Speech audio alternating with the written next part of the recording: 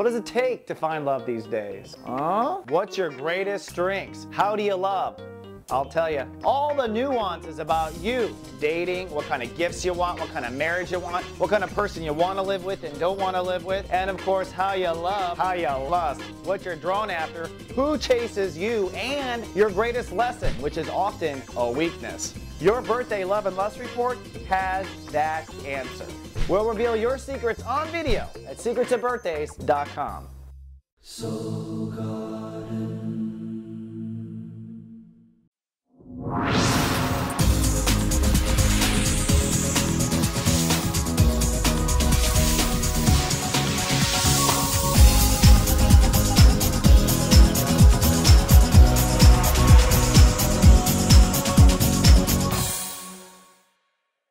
Hello and welcome to Soul Horoscopes Orbits Edition. From my webcam to yours, I'm Christopher Rayman Witecki, your soul biographer, here to help you put the parts of the planets into your soul story. And I've got good news. Many have asked. I am now open for personal readings. If you come down right now to soulmart.me and buy a 1-hour reading at my normal rate, which is $116 an hour, I will throw in a free Secrets of Birthdays video. That's right. And right now when you book, you can immediately request a date. So we're trying to upgrade this whole system. Come on down to soulmart.me while supplies of me last. I do kind of book pretty quickly, but I'm excited to get in front of new clients again. And of course, repeat clients can come down as well, always, for the standard rate.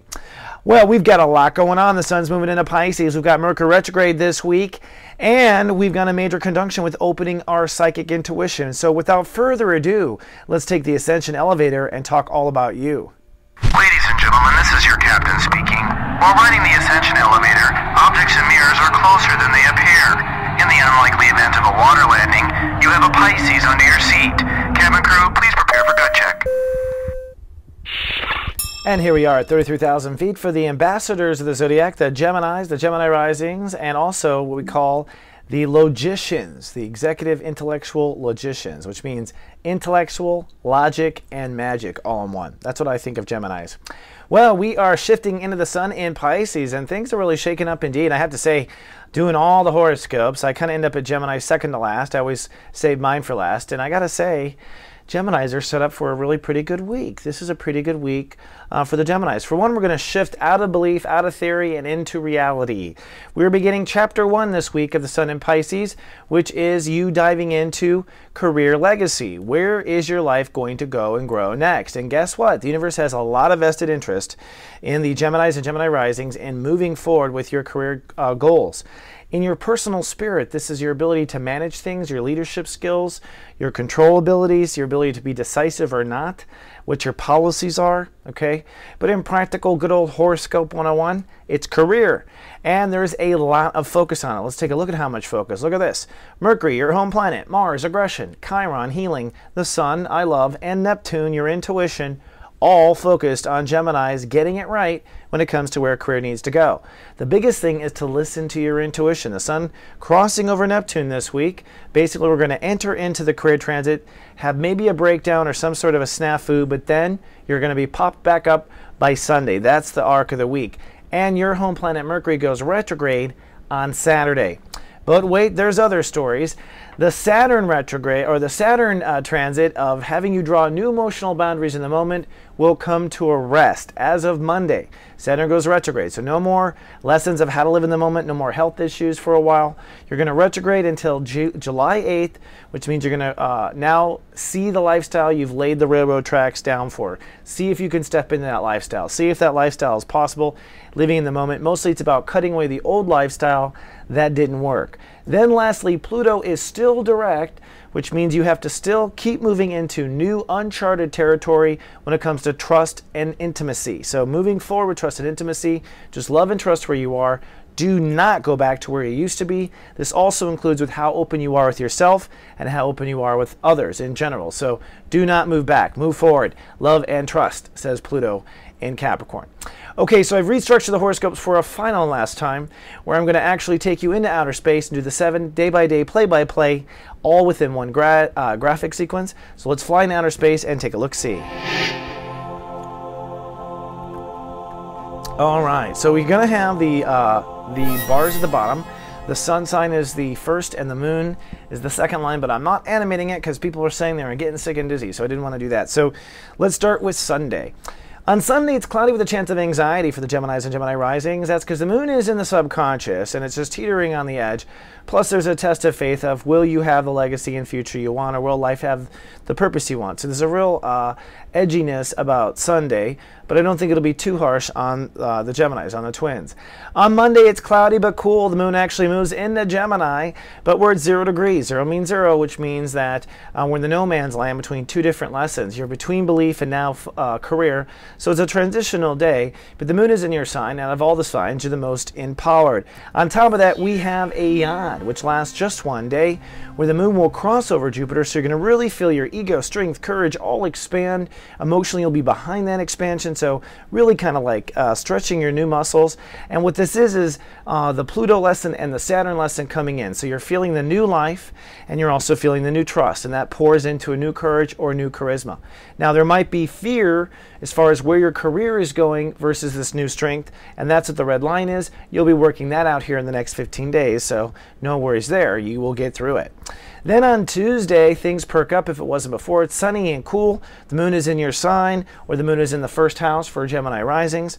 This also is a day where Venus is trying, so now you are maybe feeling the future. You are seeing possibilities of where things can grow and go in your life. And you're starting to get your feet wet as far as where you believe career legacy should go. So it's starting to move forward in that regard.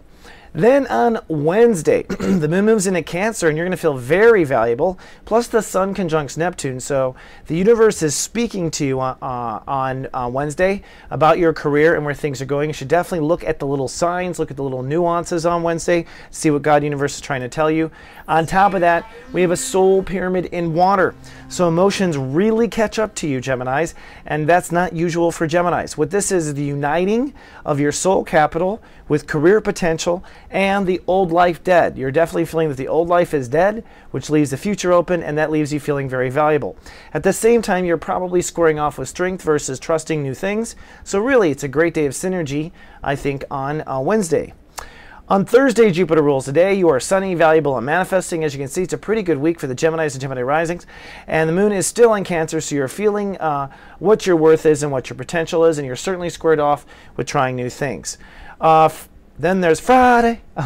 Now, Friday is cloudy with a chance of head games. That's because there's a breakdown. Something in your career legacy may not be what you thought it was, or something may break down, or you didn't get the promotion that you thought you were going to get. Something just isn't the way you thought. Plus, the moon is trining Mars, so there's a lot of aggression, anxiety energy.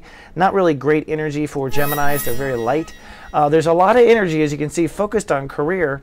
And Chiron, which is the next planet the sun's going to cross over, that green spinning thing I have, that is going to be a healing. So as you are laying out new career stuff, you're also healing where you might have failed, made wrong decisions in the past, worried about not making the right decision. A lot of mix-up. Plus, Mercury retrogrades over this space, back over and back over again.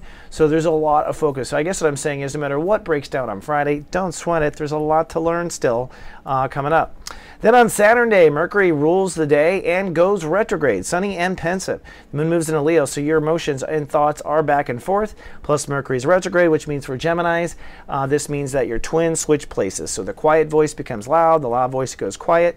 This is a time where you're really thinking things from the inside out, looking at it from the other spec. This is the devil's advocate time. So for 3 weeks, we are devil's advocate to our normal perspective, and this begins on Saturday.